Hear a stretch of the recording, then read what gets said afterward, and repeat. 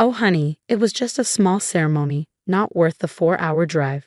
My mother's laughter echoed through the phone, casual and dismissive, as if she were explaining why she skipped a routine dinner invitation rather than the most important day of my life.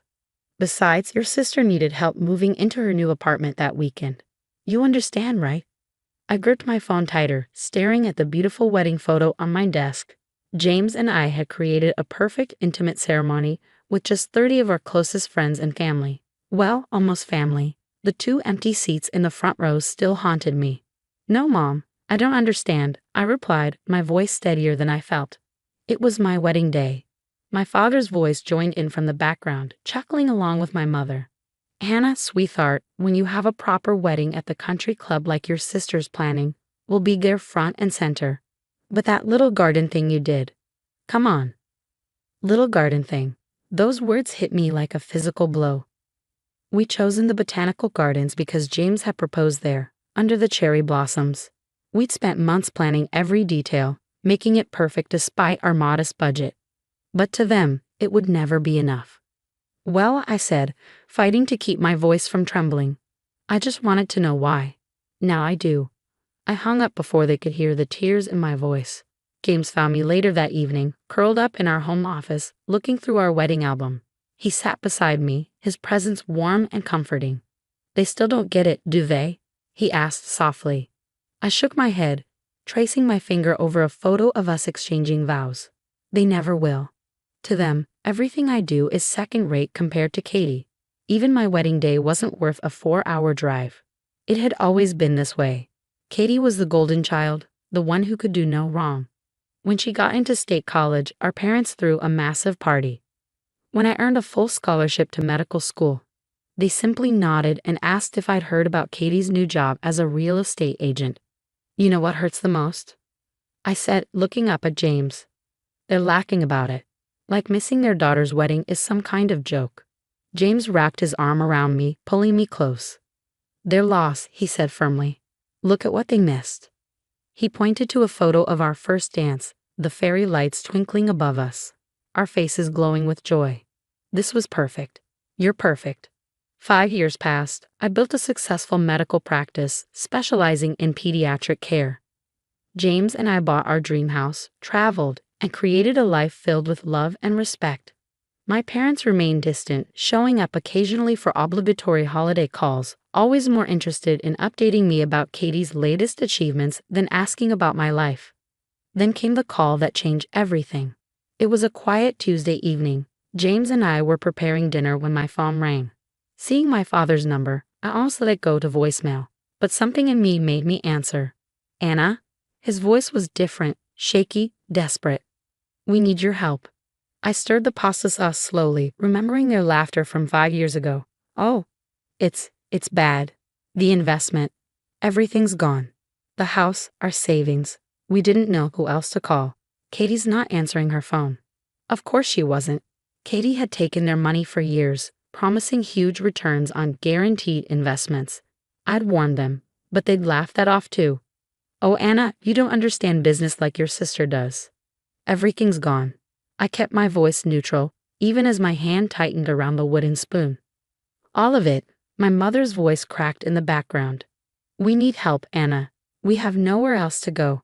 I thought about those empty seats at my wedding, about years of dismissal and disappointment, about laughter when they should have shown remorse. Anna? My father prompted when I remained silent. Please, we're your parents. James caught my eye across the kitchen, raising an eyebrow in silent question. I took a deep breath, a small, ironic smile playing at my lips. Oh, I said, my voice light and casual, exactly the way my mother's had been 5 years ago. I don't know. Coming to help you. It's a 4-hour drive. Not sure if it's worth the trip. The silence on the other end was deafening. The silence stretched for what felt like minutes before my mother's voice cracked through the phone. Anna, please, this isn't like your wedding. This is serious. There it was. The confirmation that to them, my wedding day hadn't been serious. Just another event they could dismiss, another moment they could laugh off. You're right, Mom, I replied, my voice steady. This isn't like my wedding. This is about money, and suddenly, I'm worth the call. James moved closer, resting his hand on my shoulder in silent support. He knew every hurt, every dismissal, every moment they'd chosen Katie over me. He'd been there through it all, watching as they missed not just our wedding, but every milestone that followed. "We don't have anywhere else to go," my father pleaded, his usual confident tone replaced by desperation. "Katie's investments, they weren't what she promised. We lost everything." I stirred the pasta sauce mechanically, remembering the day 2 years ago when I tried to warn them about Katie's investment opportunities. She'd been pushing them to liquidate their retirement accounts, promising triple returns through her exclusive real estate deals. "Dad," I'd said during the rare family dinner, "these returns she's promising, they're not realistic. I have colleagues who lost everything in similar schemes." They'd laugh then too. "Oh, Anna," my mother had said, patting my hand condescendingly, "just because you're a doctor doesn't mean you understand business. Katie knows what she's doing." Now, as their world crumbled, they wanted me to be their safety net. "The bank is foreclosing next week," my father continued. "We thought, maybe we could stay with you and James for a while, just until we get back on our feet." I looked around our home, the one James and I had worked so hard to build. The house we'd bought without any help from family, the life we created despite their absence. "You know what I remember most about my wedding day?" I asked, changing the subject abruptly, looking at those empty seats in the front row. Everyone asking where my parents were, having to smile and explain that you were busy helping Katie move. "Anna, that was 5 years ago," my mother interjected. "Can't you let it go?" Let it go. I felt a laugh bubble up, not unlike their dismissive chuckles from years past. "Like you let go of every school play you missed for Katie's dance recitals, every achievement you dismissed because Katie had something more important happening." James squeezed my shoulder gently. He knew where this was going, knew I needed to say these words. "When I got into medical school with a full scholarship, you didn't even come to the acceptance ceremony. You were at Katie's open house showing. When I graduated top of my class, you sent a card because Katie had a spa weekend planned for you." "We're sorry," my father said quietly. "We know we've made mistakes." "No," I replied, "you're not sorry about the mistakes. You're sorry you need something from me now. There's a difference." The line went quiet again. I could hear my mother's muffled sobs in the background, my father's heavy breathing. For the first time in my life, they were listening to me. "Anna," my father started again, "what do you want us to say?" I thought about that question. What do I want them to say? What words could possibly make up for years of neglect, of choosing Katie, of laughing off my pain? "I don't want you to say anything," I finally answered. "I want you to understand how it feels, to need someone and have them laugh it off as unimportant, to have your pain dismissed as not worth the effort." I could feel James watching me, could see the pride in his eyes. He'd watched me grow from the person who desperately sought their approval to someone who knew her own worth. "We do understand," my mother whispered. "We understand now." But did they? Or were they just saying what they thought I wanted to hear because they needed something from me? "I'll think about it," I said finally. "I'll call you back tomorrow." Before they could respond, I ended the call, placing my phone face down on the counter. James immediately pulled me into a hug, and I let myself sink into his embrace. "You okay?" he asked softly. "No," I admitted. "But I will be." We stood there in our kitchen, the pasta sauce now forgotten on the stove. Outside, the sun was setting, casting long shadows across our garden, the one we planted together, much like the garden where we'd exchanged our vows. "You don't owe them anything," James reminded me gently. "I know," I replied. "But what I decide to do next, it needs to be about who I am, not who they are." The question was, who exactly did I want to be? The next morning, I sat in my office at the pediatric clinic, absently scrolling through old family photos on my phone. There weren't many. Each one seemed to feature Katie front and center, with me somewhere in the background, trying to squeeze into the frame of my own family's attention. During my lunch break, I called Grace, my closest friend and the one who had helped arrange those beautiful flowers at my wedding, the ones my parents never saw. "They have some nerve," Grace said after I explained the situation. "But the real question is, what do you want to do?" I sighed, looking at the photo on my desk of James and me on our wedding day. Part of me wants to laugh and hang up, just like they did to me all those years. But another part wants to be better than them, Grace finished. "Because that's who you are, Anna." She was right. Despite everything, I built my life around helping others. My pediatric practice wasn't just a job, it was a calling. Every day, I worked with children and families, healing not just bodies but sometimes hearts too. After my shift, I drove home the long way, passing by the botanical gardens where James and I had married. The cherry blossoms were in bloom again, just like that day. I pulled into the parking lot and sat there, thinking. When I finally got home, James was waiting. One look at my face and he knew I'd made a decision. I'm going to help them, I said quietly, but on my terms. The next morning, I called my parents. I found you an apartment, I said without preamble when my father answered. It's small but clean and safe. It's near my clinic, and the rent is reasonable. I'll pay the first 3 months. The silence on the other end was heavy. They'd been expecting to move into our spacious home, I knew.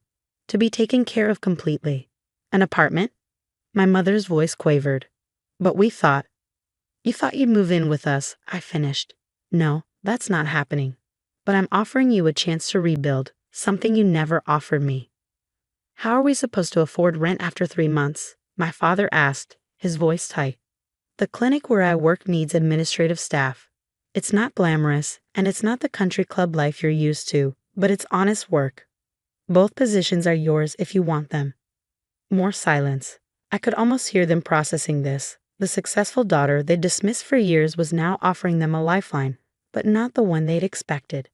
Why? My father finally asked. Why help us at all? I thought about Grace's words about being better than them. Because I want you to understand something. Success isn't about fancy houses or country club memberships. It's about building something real, something meaningful. That's what my little garden wedding was about. That's what my whole life has been about. I heard my mother's sharp intake of breath. Anna. The apartment is available next week, I continued. The jobs start the Monday after. Take them or don't. It's your choice. But this is the only offer I'm making. That weekend, James and I drove to their soon-to-be foreclosed house to help them pack. The country club photos were gone from the walls, replaced by squares of unfaded wallpaper. Katie's Realtor Awards still sat on the mantel, now just painful reminders of their misplaced trust.